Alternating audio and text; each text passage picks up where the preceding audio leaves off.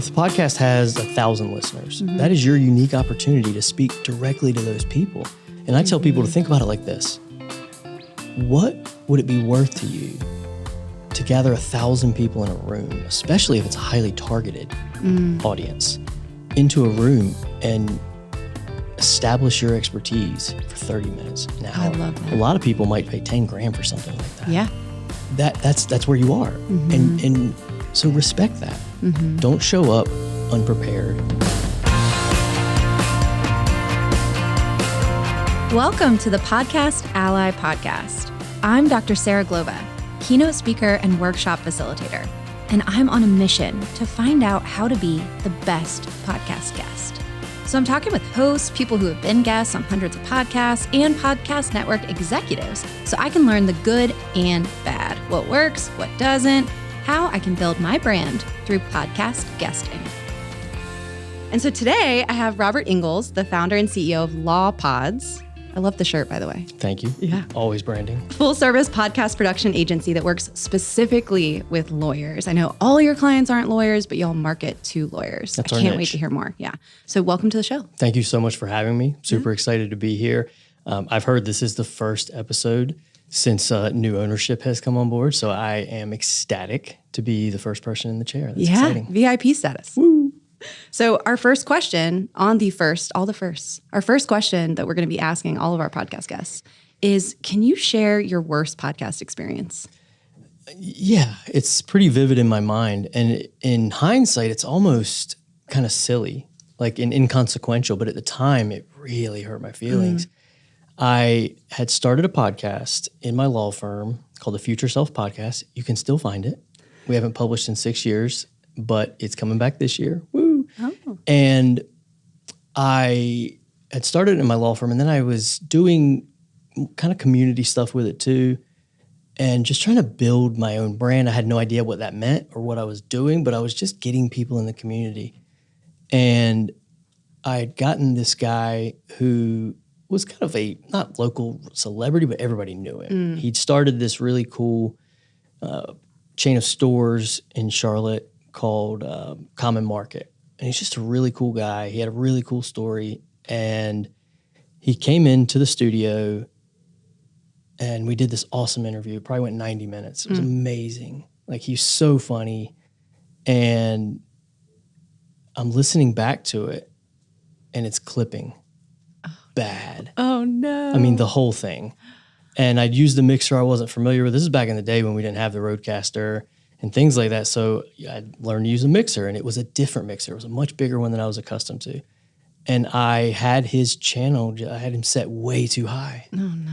And I was nervous already because I'm talking to this guy. And I didn't know what to do with it. I sent it to this audio engineer, and he tried to work on it. And he was excited about his results. They were terrible. Oh, no. Nothing against him. Yeah. Like, you can't take garbage and turn it. He made it better, but it was a better version of the garbage. It was so bad. Like, you couldn't understand it. I can feel this on like a soul level. Oh, I was devastated by it. And it was just this really upsetting moment. But in hindsight, it's like, No, why? You started this story saying it was inconsequential, and I feel like I'm going to have a nightmare about it tonight. Like, this is a podcast nightmare, but now you're saying it's, so what, now that you're looking back on it, like, what's changed between when that happened and now that makes you think like, it's kind of inconsequential? well, you just keep moving. You just keep moving. And you know, it's a mindset thing too, which at the time I was still learning. Because the main part of my podcasting journey from lawyer to podcaster started with a mindset shift of looking at the world differently. And that is not something that happens overnight. It's a process that continues for, as far as I can tell, forever. And you just take the next step. You know, we watch a lot of Frozen in my house. You do the next right thing. The next right thing. That's from Frozen 2, y'all. And so since then, it's just step after step after step. You don't, even when you make a mistake, you just go, okay, what can I learn from that? If I can fix it, I'll fix it, and then move forward with that knowledge. Yes. So we're in the data revolution, right? Like we're in the data age. So my favorite thing to say is there's no good, bad, there's no success, fail. It's all just data. Yeah. It's all just data. Just so you collected some data about that and you moved on, you kept going. I love it. Well, I think it's really inspiring to hear that somebody who literally runs a business producing amazing podcasts one time had a mixer mess up and had some garbage audio, which I'll use your term. I haven't heard the audio. It might not be as bad. It was so bad. Okay. Honestly, I haven't listened to it in years. I should really go back. I should publish it. One of my favorite mentors. I really should just publish it on the feed. Is this guy, Stan Phelps. He's amazing. And he shared with me something a mentor told him once, which is if you don't look back at your first product, your first attempt with a little bit of embarrassment, you probably waited too long. Oh, yeah. So, I think about that a lot. Like every 2 years, I want to look back and be like, oh, that's not great. Yeah. Because if I'm not, I'm not going fast enough. Taking that next right step, just like Anna. We're going to call back to that. All right. So coming back to our topic for today, since you manage so many amazing podcasts, I imagine that you've seen what outreach looks like for folks who want to be guests on podcasts. Yeah, you've seen some. You said, have I? So for me and for our listeners, I want to talk to you a bit about how do we reach out to somebody when we want to be a guest? So with being an agency owner in your position, do you get pitched a lot? What does that look like? Yeah, a lot. And sometimes I'll email them back and just with curiosity of where did you find this address? What made you think this was the message that was going to work? Like, I don't know, it depends on my mood. But sometimes I am interested because I'll get emails when my email, as far as I can tell, isn't publicly related to the show. So you do want to know, like, where'd you find me? Yeah. Well, and I'm a marketer in my heart. And I want to know, like, hey, what are you up to? How'd you find that? I'd like to know more about that. Okay, so you respond with curiosity. And who are you responding to? Is this people who are reaching out, PR agencies? Like, who usually finds you? It's a mix. It's people, it's PR, a lot of PR agencies. And I was excited to come have this conversation because I have worked with a number of pitching agencies and I've received a lot of pitches and they are almost all terrible. Oh, no. Well, I mean, I don't know. I mean, it's spray and pray. It's let me just let's break that phrase down. Out. So when you see them, they are going for quantity over quality. We have the most amazing guests in the world. And here is everything they've ever done in their life. Yeah. And this is why they would be so great. They can talk about all of these things. Yeah. Well, why does that matter to me? And do they don't know you from Adam, as we say here in the South. Why is that a good person on They maybe aren't talking about your specific podcast or you specifically. This is stuff that you can tell they're sending to everyone. Right. Yeah. Okay. So then what do the good ones look like? Here's the value I will bring to your listener. I know who you are because that's number one for me. If you're going to be a guest, it needs to be value for the listener. Value for you is great, but what are you going to do for me? Now, if I recognize your name when the email comes in, that probably solves the problem right there. Helps, yeah. Right. I know who you are. That value is established already, but frequently that's not the case. And if you just come in with, I'm the greatest person in the world, I can tell you showed up to pitch yourself. And that's not, most people are not trying to have a show where you pitch yourself because podcast listeners are not there to be advertised to. They will suffer advertisement for good value. Right. But they will not show up just to be advertised to. Right. And if you just show up trying to sell them something right away without giving any value, and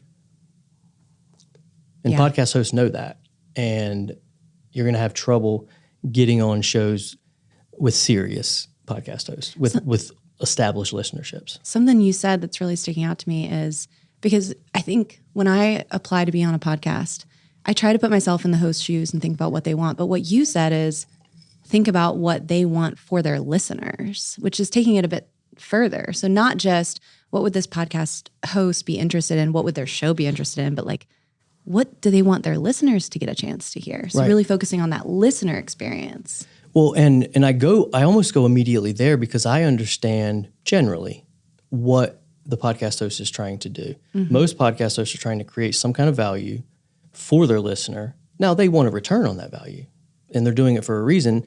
And frequently I'll try to figure out what's that reason? What is that podcast host doing? Because some podcast hosts, a big part of their show isn't so much listenership as it is networking. They've created a show, but it's really just a vehicle to sit down and have a conversation. With people they think are interesting, who they want to be connected with. Right. Yeah. And the listener is more of an afterthought. That's very different. And that might be an easier show to pitch yourself to get on. And so thinking through, why does the show exist? To the best you can. You can't always tell from the outside. Yeah. But why does it exist? What is a win for the host? What is a win for the host. Right. I love it. What's a win for them? How can I do something for them that is going to elevate them, that they're going to feel like that was good, I wanted that? Yeah. And what is a win for the listener? If the podcast has 1,000 listeners, that is your unique opportunity to speak directly to those people. And I tell people to think about it like this. What would it be worth to you to gather 1,000 people in a room, especially if it's a highly targeted audience, into a room and establish your expertise for 30 minutes, an hour? I love that. A lot of people might pay 10 grand for something like that. Yeah. And that's where you are. And so respect that. Don't show up unprepared. Figure out what you're going to be talking about. Have an understanding. Make sure that when you pitch somebody, you actually can deliver the goods to. So the way you just shared that, it gave me a visual. I'm picturing a room with 1,000 people, 250 people even. And I'm thinking, okay, so there's a podcast host who's kind of at the door. And if I want to get in, what would I say to the podcast host? I would not walk up and be like, here's all the great things about me to try to get into that room. I would say like, I think I can bring a lot of value to the folks that you have in there. I know you worked really hard to bring them. So if you let me in, I'll tell them some stuff that they'll think it's really interesting. They'll want to keep coming back to the room that you've created. I think that visual is really powerful, because when we're applying to a podcast, maybe the visual we have is like their thumbnail, right? Their podcast graphic. And it's not that. It's this room full of people that you could connect with. And so to get in, it's thinking through, helping the podcast host to think through what you could bring to those listeners. Yes. I understand who you are. I understand your show. I understand your listeners. Here's why I'm uniquely qualified to deliver value to them. Yeah. And even past that, here is how I am uniquely qualified to deliver value to them, even if they never speak to me again. That's where I start. If they never call me, if they never do business with me, they're better because they spent 30 minutes with me. Wow. And if you go in with that attitude where you're really genuinely trying to help somebody and to deliver value, only good things can come from that. That's a great mindset. So, okay, we have that mindset, and we're going to go look for some shows that we want to apply to be on or ask to be on, and we're going to bring that mindset with us. How do you recommend folks go about finding some shows that they might try to reach out to? I mean, that is the trouble. Yeah. It's in my experience, it's legwork. It really can be. To craft a pitch to somebody that goes through the steps that we just went through, it can take time. Yeah. And the way I've done it, especially in the beginning before I was using any agencies, is I would go through, I'd search for keywords, and then I'd listen to episodes. I'd scan through a lot, and I'd see, do I recognize anybody? Do I have a contact in this guest list? Because contact will really help you get a warm intro. And if I have a contact in there, I'll listen to that contacts episode. I'll listen, and then I'll almost always try to listen to a recent episode. And even if I don't use it in my pitch, I'll use it in the interview. I'll be like, I'll say, for instance, when you were talking to John Hamm about how handsome he is, you know? And I mean, just, you can see the podcast host just go, oh, this guy. Such a great trick. I love that. And it just, but you did listen, and you did like it. But it's a way to just establish that you're not just here, gimme. Yeah. You used the word respect earlier, and the idea of kind of respecting that room and why the listeners were there. And I think it's a bit of a show of respect. Like, hey, I listened to some of your past episodes. Really enjoyed that joke that you shared about XYZ. Yeah. And just the rapport that establishes immediately. Wow. So you might not use it in your pitch, but good to go listen to some of the episodes. And then, do you have a favorite way to be contacted? Do you prefer like email or contact form or LinkedIn message or? It's tough. Probably LinkedIn, because I get so much email, and it's a lot of times I'll see an email and I won't even, I'll think, oh, I need to do something with that, and it disappears. Yeah. And I'll never see it again. And so I do appreciate follow-up with a big caveat. I was going to say, how much follow-up when do you appreciate follow-up, and what's the line of appreciating follow-up? What's too much follow-up? I mean, I think 3 or so in a short period of time is more than enough. And then, a couple months later, a few months later, whatever. Yeah. Knock on the door again. But it's hard to say, because for me, it's annoying. Oh, that's something I'd want. You don't need it till you need it. Yeah. And most of the messages I get are nonsense. Every once in a while, I get something that I appreciate. And so I don't want to discourage people from trying to do that. As somebody who really enjoys sales and marketing, I see it as my duty to spread my message because I cannot help you, and I think I can in a very big way. And it's my job to let you know that I exist. You can't help somebody if they don't know you exist, if they haven't heard your message. And so thinking about the message that you want to share, it's really important to you to be out there and sharing it. Right. And you can't do that if you're not, getting onto some of these podcasts or talking with some of these people. And so because you believe in that mission, you feel confident that some follow-up is great, is appropriate. But there is a line I'm hearing. And I'm wondering, it's like contingency theory. Like there's no perfect, it's like asking how long should an email be? Yeah. It's like, it depends, right?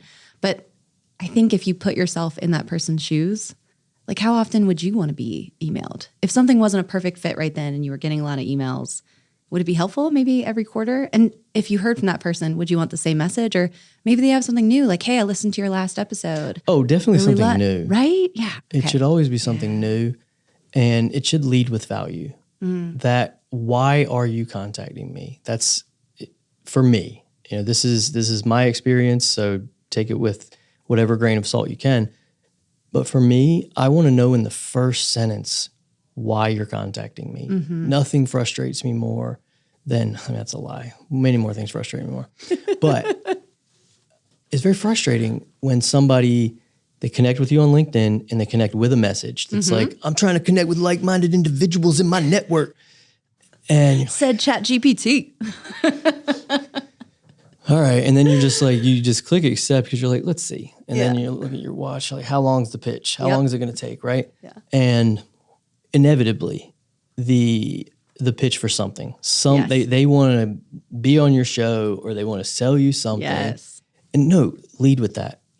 Because I don't mind. No, I would rather you lead with that than kind of trick me. Yeah. Right? It reminds me of, do you remember a couple years ago when all of a sudden everyone you knew from high school was messaging you on Facebook and like asking how you were doing? And you were kind of like, this is so sweet. I haven't talked to this person in forever. And they were like, have you heard about these essential oils and how they can change your kitchen? And you're like, I feel like such an idiot because when I responded to you and told you how I was doing and how my kids were, like, I thought you cared.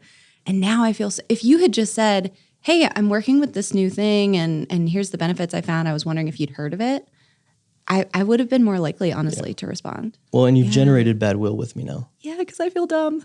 Right. Well, and to be fair, this is something I learned a long time ago is you are responsible for the way you make other people feel. And you can choose to not feel responsible. That's your choice. But I choose to feel responsible. Because I want the people around me to feel comfortable. You have some intentionality when you think about how you affect others. Yeah. That's what I'm hearing. Yeah. And that goes in my personal relationships. I want people to feel comfortable.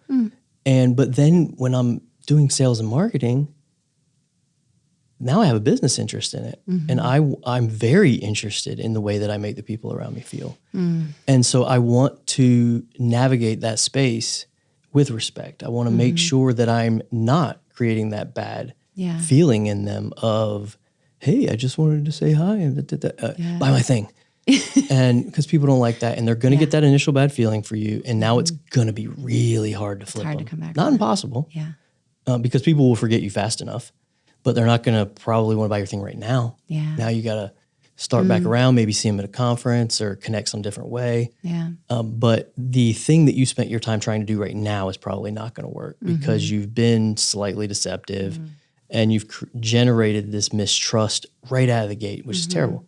So for me, just in the opening pitch, here's my thing, here's why I think you like it. Yeah. Here's why I think it works for you. Perfect. Now I can choose in this moment whether I want to buy your thing or not. I appreciate you pitching. So. Yeah. So I heard that respect word again. I just want to call out, we've got a respect theme going on, which I really appreciate. When I'm thinking about what this email looks like, I have this nerdy background in communication, right? So I'm finding this fascinating. And I think this will be really helpful for folks. I feel like we're building a template almost. When I'm thinking about writing this message to you, if I want to get on one of the LawPods podcasts and I think that you're my connection to the host, I might draft an email. Hey, Robert, here's a little bit about me. Really love your show. What I want to ask is, right? That would be my draft. But then based on the feedback you just shared, I'm going to take that last paragraph and I'm going to cut it and put it at the top. That last paragraph that's like, I think I would be an awesome guest on your show because I can help listeners understand how to do X, Y, Z.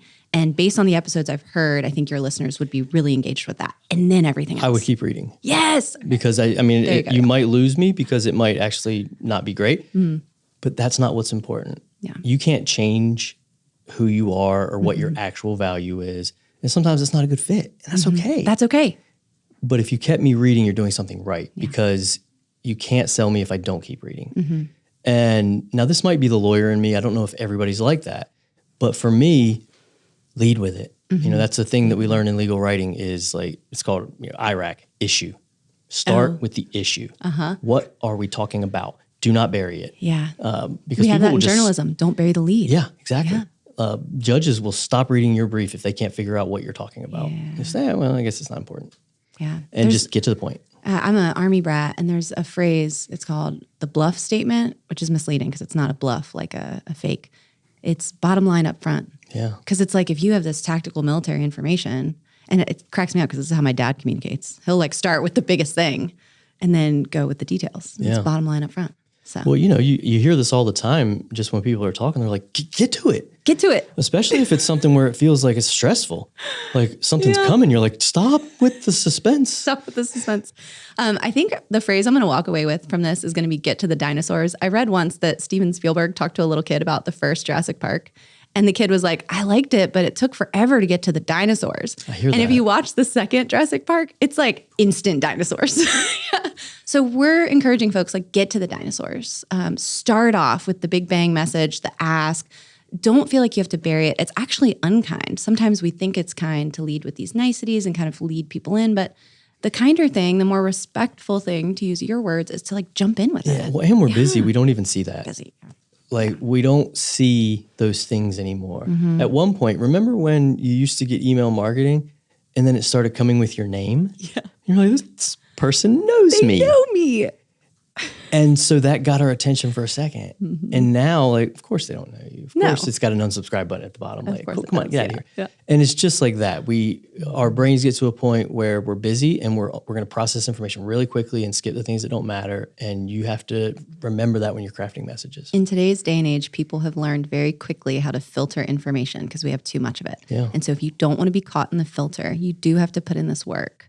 And what was the phrase you said earlier? The spray. Oh, spray and pray. Yeah, just like put it everywhere you can and so hope for the rather best. than that, we're encouraging folks to take time. It does require more time, but you're going to get more of a return if you are more specific. And get to the dinosaurs. All right, this was amazing. It was everything I hoped it would be. I feel like I've learned so much from you about pitching and your perspective on it. We have a couple questions that we're going to ask every guest. Oh, please. And one of them, I really like this one. It's about the effectiveness of podcasting as a tool.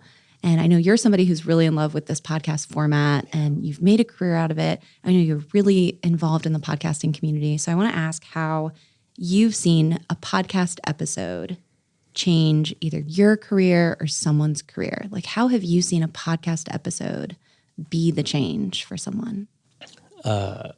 So many. I'll say, a podcast episode changed my life. When I was practicing law, I was hanging on by a thread, my mental health. I didn't really understand it. It's one of those things you don't really realize how heavy the load is when you're used to carrying it. And then, I'd just gotten married and my wife comes in and says, just very matter-of-factly, if just how she says things, just this is facts. I want to have a baby. Okay. We'd just gotten married and we had been like, maybe we will, maybe we won't. Like, it's future guy's problem, right? But it changed for her and she let you know. Yeah, which she was right. We are not spring chickens. And I think she realized that right away. But then it became today guy's problem. And that was just that proverbial straw that just broke me. Like, no, I can't do this in this current, I couldn't see how that could be a thing that could happen for me. In the life you were in right then. Yeah. Like I was just. That must have been jarring because the reasons you were thinking no had nothing to do with whether or not you wanted that for your family and everything to do with the kind of life you had at that moment. Yeah. Yeah. And I was so stressed. I didn't have any money Like I had not figured out how to make money with my law firm. And after a proper freak out, mostly unbeknownst to her, I think, I sat down and I made a list. And at the top of the list was money. Because without that, nothing really, everything that came from that. And a few other things on it. And so I sat down and I read a book about money, or I listened to a book. And that author also had a leadership book. And I was managing a law office with employees who would come in whenever they wanted, and I didn't know how to lead them, and it was just a mess. But that book said, you should listen to our podcast. And this is September of 15. I've never listened to a podcast before. September of 2015. A lot of people hadn't listened to a podcast I'd never before. listened. I had a buddy who listened. He was into computer science, and, that's kind of how I saw them. It was like a very techie thing in my mind at the time. And I said, all right, I'll listen to this podcast. So, I go in and I listen, and it's really not for me. They're kind of pitching a conference. And I'm already in the app, and I think it was probably suggested to me because I'm in this leadership, type of podcast, and it's this show called Awesome Office. And they're not publishing anymore, but the first guest was Tom Bilyeu, founder of Quest Nutrition. And for me, there is before and after that moment. And I can't overstate this enough. I'm sitting there and I'm just like spiraling. I don't know what to do. And I'm listening to this guy talk, and he's talking about an experience very similar to the one that I was having of not knowing what he was going to do, not feeling good enough, and then taking these steps in his life. And he focused on mindset. I'd never really, as far as I can remember, I don't remember the term, really understanding it. And he's talking about the book mindset and how he shifted his mindset and what that means, and how he sees the world different. And he really boiled it down. If you were to take his statement and boil it down, it's you can do anything you want in your life. And we hear that so much. It's trite advice. It means nothing. It's almost like that email jargon that you don't even read. It reminds me of like the 5th grade poster of like the cat on the mountain. It's Hang like everything is possible. I love it. Yeah. And you're like, sure. Right. But I heard it. Yeah. I heard it. And when I heard him relate his experience, and I really did. I remember where I was, and I thought, I think I can be anything I want. Oh my gosh, I love this. And I dove face first. Just like I read that book Mindset he talked about right away. Yeah. And 4 times since over the years, just like I'm reading the Carol it. Dweck? Oh yes. Yeah. Yes. Yeah.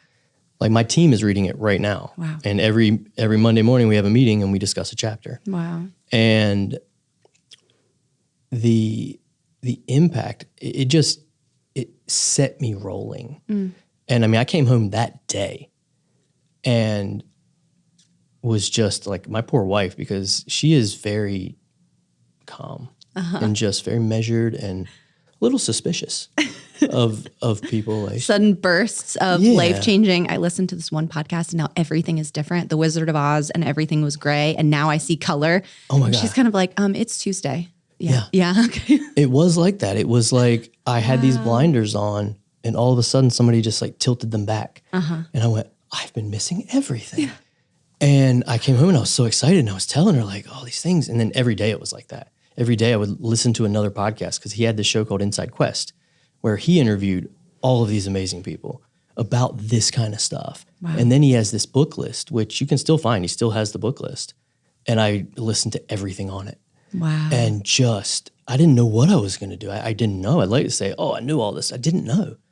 But I knew I wanted more of whatever this was. Yeah. And then I got into the idea of like what flow is. I can never say the author's name right, so I won't even try. But I was really experiencing really deeply, for one of the first times in my life, real flow of just being in a thing that you are so fascinated with and so excited about, that life is just... Yeah. You could do that thing almost forever. Time doesn't feel like it's passing. Yeah. And I was so taken by the medium that within 30 days of listening to that episode, I owned $1,000 worth of podcast gear. Oh my gosh. And I I had a little Mackie mixer that could support 2 mics and a Zoom audio recorder. And I'm learning all the chords and what a TRS is and what a TRRS is and, TS. And if you put that one in there, it won't record right. And it was chaos, but I loved it. And all of this is coming from really this book that you read that mentioned we have a podcast. You listened, it wasn't for you, but another one was suggested. And then you listened to this one episode. And I mean, I can't thank you enough for telling us this story. I could see how you were getting choked up thinking about that moment. Like, it meant so much to you. It meant so much to me, but it was the moment that set me on the path that lets me sit here. Yeah. And sitting here is the coolest thing in the world for me, because it's 10:30 in the morning. I would be in court right now. Wow. And my client would be like, "You're working with the state. You don't care about me." And then somebody else would be calling and they'd be angry. And then this little girl who's the victim, her parents would be sitting there and they would be staring daggers at me because I'm the bad guy in their movie today. And, just like this chaos of life. And instead I'm here telling stories on a podcast. And this is my job. I'm here as part of my job. And then I get to leave here and I get to go home and I get to record in another hour with these attorneys in different parts of the world that are telling these incredible stories about these cases that they're working on. And I'm building this business and I have all these employees and I love going to my desk. I love it. Yeah. And my desk is amazing. Like I get to nerd out. I've got this big desk. I've got all these things. I've got cameras and lights. I've gotten into lighting and it's this amazing little space to sit and just be the captain of my little ship. And I'm so happy. And I did not know that was possible. Like, I didn't know you could do that. I thought work sucks. Of course it sucks. You go to work, you do the thing, you go to work, it sucks, and then you get the money and you go do the fun thing. And like, I love this. I would do this for significantly less money. And don't tell my clients that. But because you love it so much. Yes. Yeah. I love the process. You cut me off whenever you want to because I'm a chatterbox. But like, I have this vision board that I started years ago. And it's got these goals on it. And I used to look at it every single day because these were the goals. This is the thing, some of it was family, some of it was personal, some of it was professional. And every day I would look at it and like, that's what I'm driving toward. That's what I'm driving for. That's what I'm driving for. And I had some quotes on it. And I rarely look at it anymore. Because it sounds like your life is your vision board now. Well, it's a lot of that stuff is almost a foregone conclusion, but it's also... That's not what drives me really as much anymore. What drives me is I like the process now. I'm at a space where I enjoy the doing. And the doing is that because some of those goals, I don't know if I'll ever achieve them or not, but I finally... It's less about the outcomes for you because you're enjoying the process so much now. And I've heard people say you've got to enjoy the process and that I don't think that you can just decide to do that. It's more that you have to make these changes, believe something else is possible. And then you have this process that you enjoy because you've designed with intentionality this life that you like. Yeah, you find this process that you enjoy doing. And then you go, because it's the journey, the journey, not the destination. Yeah. And if you don't enjoy the journey, getting to the destination is going to be brutal. And then once you get to that destination, it's hard to enjoy it because you're not in a good spot. Well, and that's the problem too, though, is the destinations are frequently underwhelming because they're super exciting when you decide on them. Yeah. And then you spend years working towards them and you change who you are as a person and you do all these things and that destination becomes, you've done so many things that destination is like, I remember my first check that I wrote myself and put on the board. It's an insultingly low amount of money now because I didn't understand how little money that actually is in the scheme of trying to have financial security, but I needed it at the time. Yeah.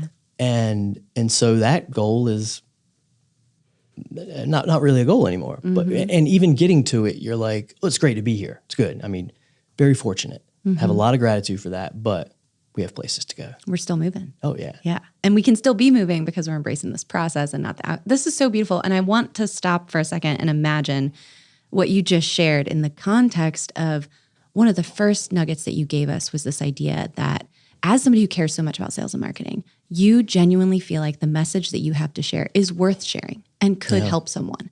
And thank goodness someone else felt that way when they started a podcast and shared the inside story about Quest Nutrition, right? And then you heard that. I mean, we have you as a living example of a podcast message that you have to share could change somebody's life.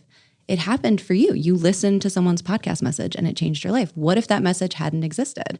And for some of our folks who are thinking about being a podcast guest, I mean, what if you don't do it and somebody misses out on this chance to get your message? There are big, cool things at stake here. And so having some intentionality as you think about what that message is, the benefit it could give listeners, how you're going to pitch it for folks so that they hear it and want it for their listeners, it all wraps together. And the story you shared is a beautiful example of when that works out. And when we bring that care for how we can impact others to our work, as we saw with your story, it can have really, really, really big ripple effects. Yeah. And nobody has your story. Yeah. You know, people frequently, I think, get, you know, you hear it called imposter syndrome and things like that. Other people are doing this. Who am I? Nobody has your story. Mm-hmm. And every day you're writing it. So just, you know, I think we were talking this earlier. You just have to keep moving forward. You have to do the next right thing. There's that on the quote. I knew we would come back to it. All right. So if folks want to chat with you about Frozen 2 fandom, law podcasts, or all other things, how do you want folks to get in touch with you? What's the best way to reach out? LinkedIn's a great place. If you'd have told me 10 years ago I'd spend most of my social media time on LinkedIn, I'd have thought you were crazy. But LinkedIn's a good place. Please connect with me there. I like that. But you can also always email me, robert@lawpods.com. And then really, you type LawPods anywhere and you're going to find us. Love it. That was very intentional. I'm sure that was not accidental. There was some work to getting to that. Well, Robert, I paid a little for the domain. I want to thank you so much for joining us. This was such a delight. Your love for podcasts is so clear, but you also gave us some actionable tips. I think anyone, even folks who have never done a podcast before, could listen to this episode and get some ideas for how they can start putting themselves out there. I hope so. I mean, that's always my goal is like, I started this the same way I told you they should start theirs. How can I deliver value? Yeah. And I hope that it also recognize that I'm not here to pitch myself. I'm not here to tell you all of the things that I can do for you. That's not the point. The point is to give as much value if you never hear from me again. And that's what I want people to take away is that is your role as a podcast guest, is to deliver value first. The rest of it will come. That's awesome. And I think we'll probably hear from you again. You're pretty great. All right. Well, thank you so much again for joining us. And we want to thank you for listening and watching this podcast. If this content was helpful to you, we have a couple ways that you can follow us. You can follow us on any podcast app, obviously, and on YouTube, plus social media. So you can find us at Podcast Ally. And if you're looking to be a guest on more podcasts to grow your brands, like we talked about doing today, then go to podcastally.com for more information, tips, and other episodes. I'm Dr. Sarah Glova. I'd love for you to follow me on LinkedIn as well. So please look me up, or you can visit sarahglova.com. And we'll see you again soon on the Podcast Ally podcast.